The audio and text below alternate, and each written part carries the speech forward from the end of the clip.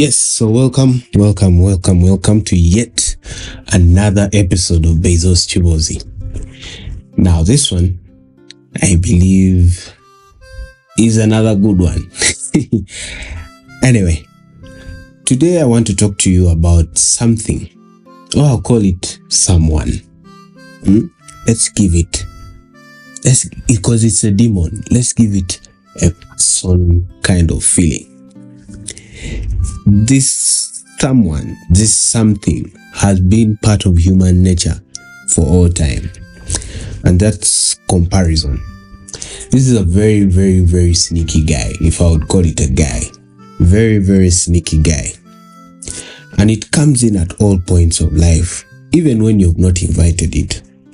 It whispers in your ear when people around you are getting elevated, and lingers around when you start seeing people get ahead of you. But the funny bit about life is that there is always someone going to be better than you. There is someone going to be ahead of you. There is someone going to have a better life than you are going to have it, because that's the balance of life. So comparison, that sneaky guy, is the silent killer that comes in. I would call him the assassin of dreams.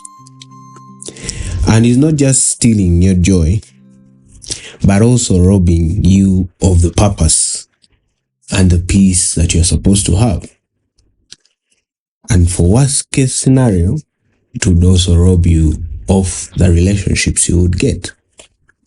So let me unpack this for you so that you get to understand how comparison steals your joy, or just to bring it the way it is in the title, how comparison is a thief of joy.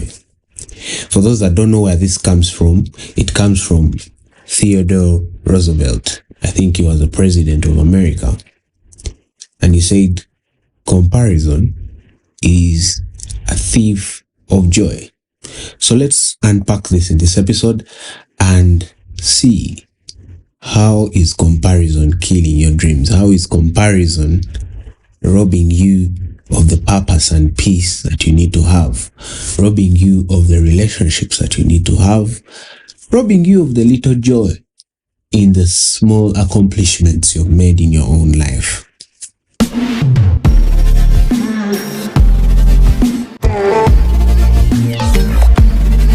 This is Beizzo's Kiboozi. Now I want to be real with you. The truth and the truth. Yes, nothing but the truth. For some time, I was also caught up in this thing of comparison. Comparing my journey, my wins, my platform, and even my failure to other people's highlights. Now, you see, the funny bit about life is that we see the highlights of people's life. Unless you're really close to them, you can't know what they went through. So we start comparing ourselves to other people with the finished product. That's what I was doing, be it career-wise, be it just anything. Seeing people married before me, I was like, how is this happening? I didn't know that is their time. And the whole thing that comparison was doing to me, it was just wasting my time. It was just stealing my confidence. And even at some point, I started losing momentum of some of the things that I had started to build in my life. I'll give an example of my podcast. There's a point in life where I was seeing the numbers were low. The numbers are still low, because that's how all podcasts are. 1, 2, 3 years, the numbers are low until people embrace it and they're like, man, this guy has done it for 3 years. You must be serious about it. Yeah, I lost momentum at some point, but I still kept on posting because it gives me joy to show up all the time. And I just, at some point, my losing momentum was connected to comparison. I was comparing myself to people who have already built multi-billion podcast brands, and these guys have done it for years and years and years and years. Me had just done it for, I think, about 7 months, and I was already comparing myself to them. It was just stealing my joy, it was stealing my confidence, it was stealing my wins. That's what comparison was doing to me. But little did I know that if you understood what comparison is to you, then you can make it a positive feeling. That you compare yourself to someone just to better yourself, not to worry about what you've not achieved like they have done. I was always stressed out whenever I would see people's podcasts, Ugandans even. Now, like the Ugandan Boy Talk Show, I was always stressed out seeing this guy having numbers, this guy building his thing.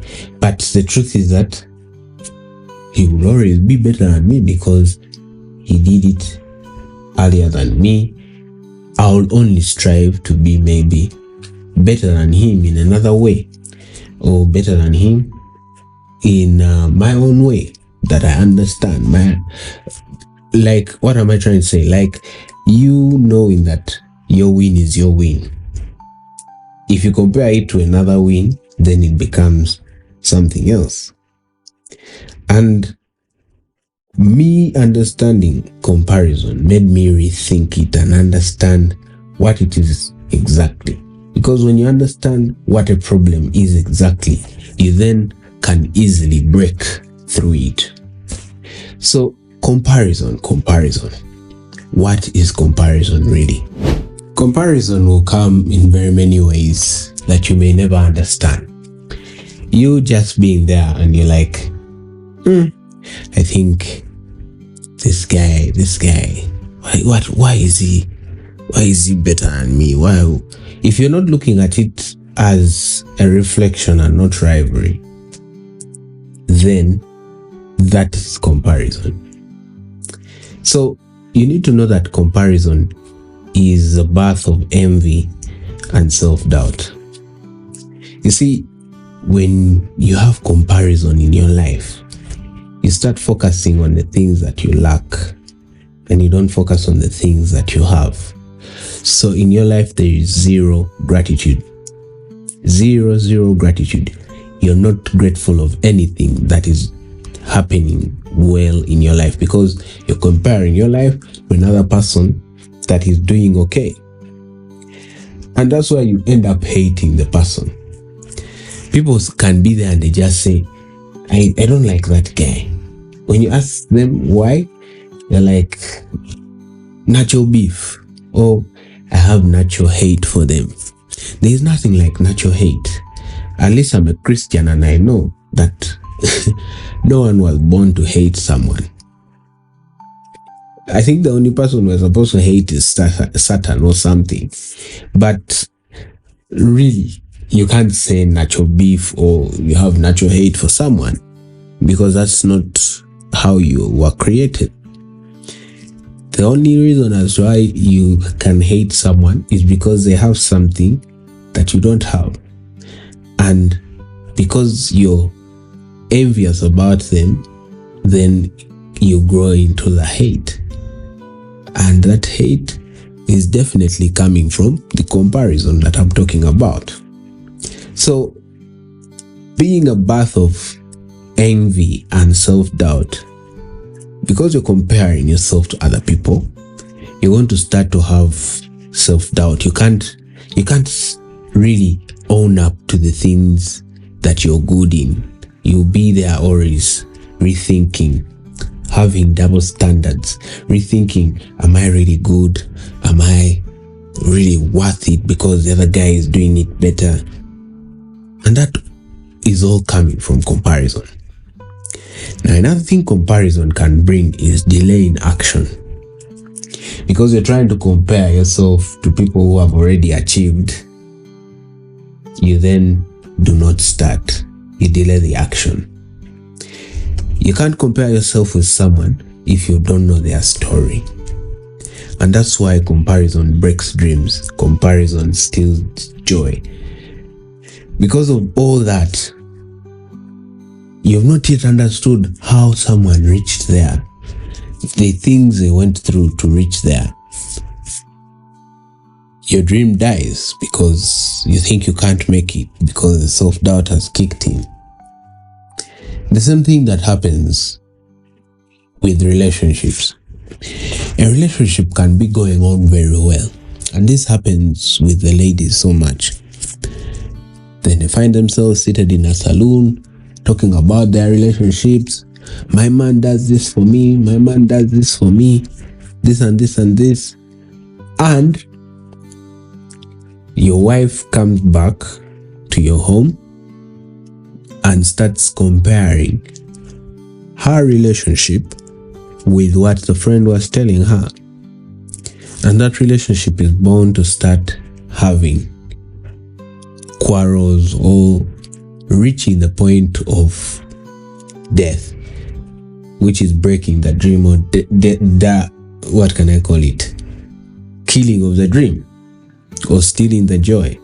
So comparison can actually kill relationships, and it's something that you need to put out, because you don't know what exactly those people are going through. You don't know whether they're actually telling the truth, because very many times people tell lies to paint a picture, to show that they're okay, to show that things are okay, things are good. I've made very many white lies in my life because I really don't want to show people that I'm doing bad. And that's something I will one day talk about. The idea of pleasing people, or the idea of being a people pleaser. Because I've always seen myself run towards that, trying to make sure that people are always happy. But it's a very bad thing.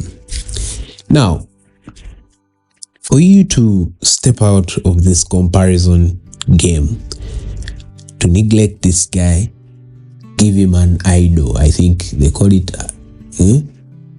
just ignore the guy. You need to embrace your story. If you're ready to move to the next level, you need to embrace your story.